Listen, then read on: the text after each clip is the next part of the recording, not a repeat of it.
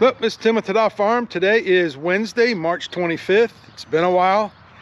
We're gonna do a video today. Gonna catch you up to speed on the truck, and we're gonna work on some fence rows, trimming some limbs back.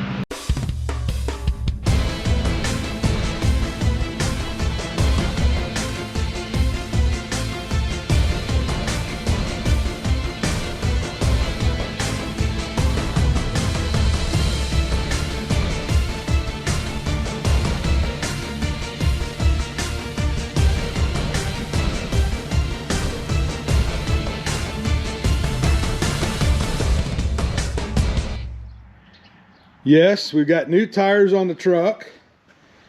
We've actually already taken one load of grain. I did not get any video of it. It was a crazy day, and I was paying too much attention and concentrating. But we got everything done on it except one thing, and that is this dash. The dash up here on here does not come on. I've got a scanner we've hooked up to the doodad down here, and it actually has about 610,000 miles on it, somewhere in there. But I'm using GPS right here, Garmin. It goes here, and that's how I'm telling my speed. But I have no tack, no oil pressure, no water temp, and no fuel level. Everything else works except this light screen doesn't come on, and the odometer doesn't come on. So we're trying to get that figured out, what to do there.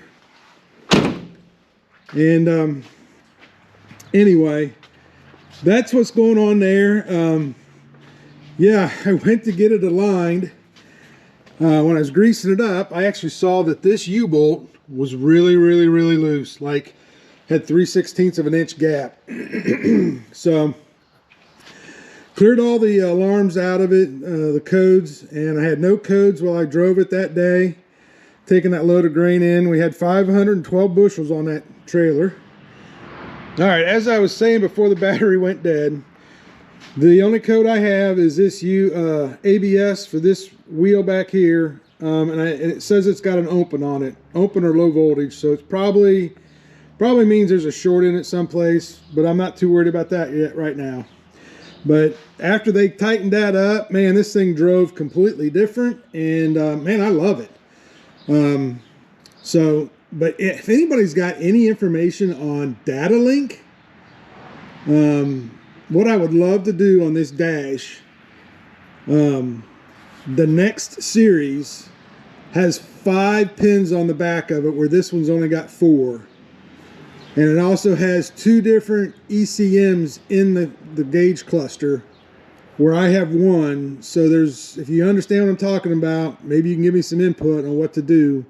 But I would love to go to that next one. I've got the wiring harness. I got where all the wires would need to go on the new one. That's no problem. It's just what kind of reprogramming do I have to do, if any, to make that other cluster work. So that's what's going on with that.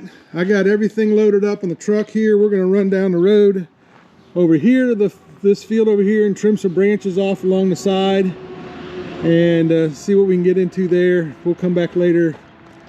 We'll get the Kubota with the grapple, and we'll clean it up.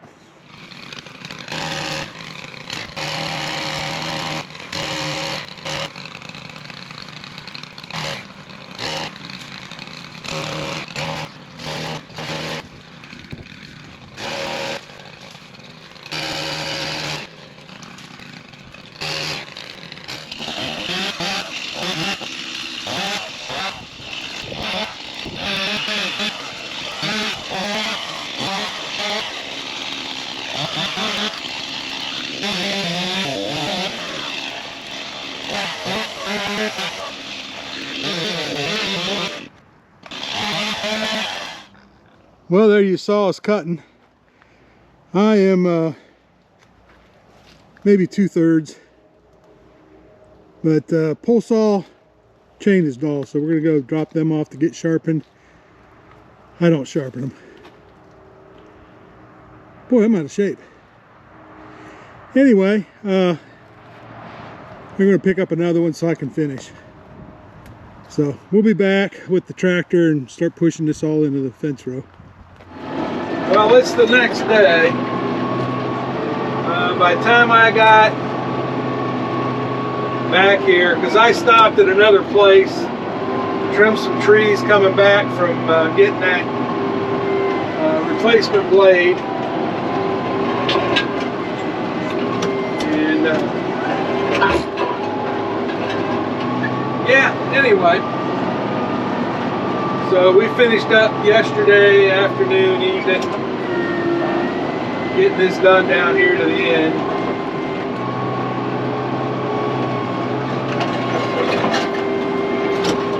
But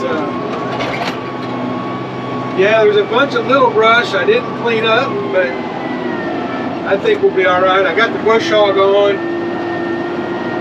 We're gonna go back through and knock a bunch of this little stuff down.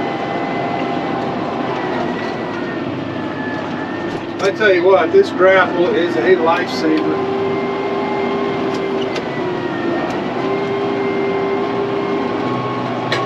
Shove this stuff back in here.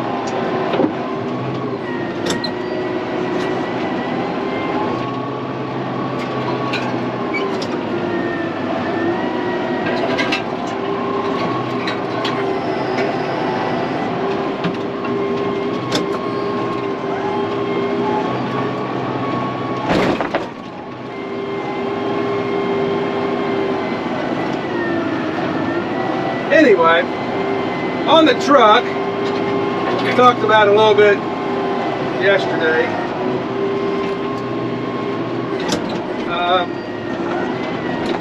I know data link works all the way through it, but the question again is, can I take the next level? It's got a MIDI address and an extra MIDI address that's different than the other ones, and how does that all work? That's what I need to know. So if anybody knows that, or knows anything about data link, I think it should be able to be done, but I don't know. So anyway, I would like to have come through here and chisel plow this field today, but we're supposed to get 1.5 inches of rain tonight. I don't think I want to open that up. So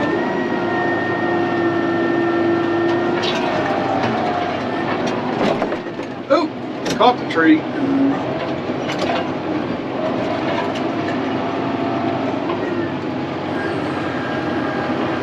There we go. Shove that in there.